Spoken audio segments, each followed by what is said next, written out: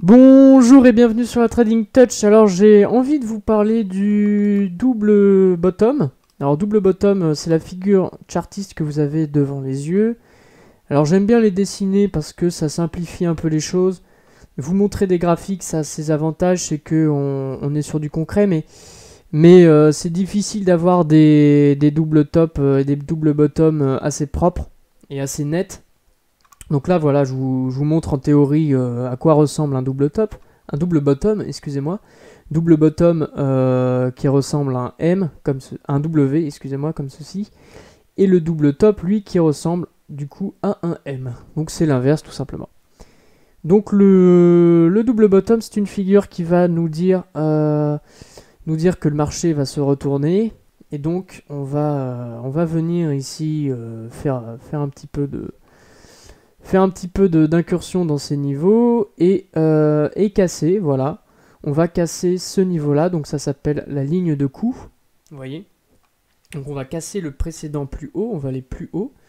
Et donc ça nous donne l'objectif. Donc l'objectif qui est la ligne de coup plus le plus bas que l'on reporte en haut à partir de cette ligne de coup qui nous donne donc l'objectif ici. Donc c'est toute cette distance là que l'on reporte à partir de la ligne de coup en haut, donc tout ça. Et là, notre objectif qui est en vert ici. Alors maintenant il existe plusieurs types de double bottom.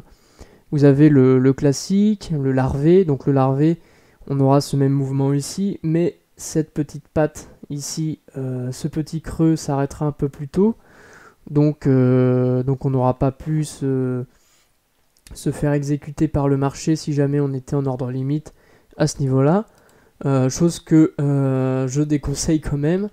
On a le double bottom asymétrique, le double bottom larvé, le double bottom optimisé. Alors double bottom optimisé, là c'est l'inverse. On va aller dessous, donc on va faire un nouveau plus bas.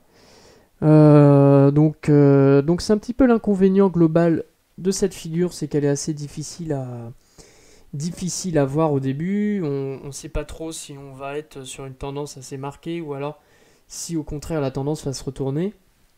Maintenant, la seule chose à regarder, c'est tout simplement la ligne de coup et voir si elle est cassée. Vous pouvez très bien prendre un trade un petit peu pour prendre la température du marché, et si ça marche, bah, tant mieux. Et vous aurez cet objectif. Voilà. Je vous remercie et bonne visite sur la Trading Touch.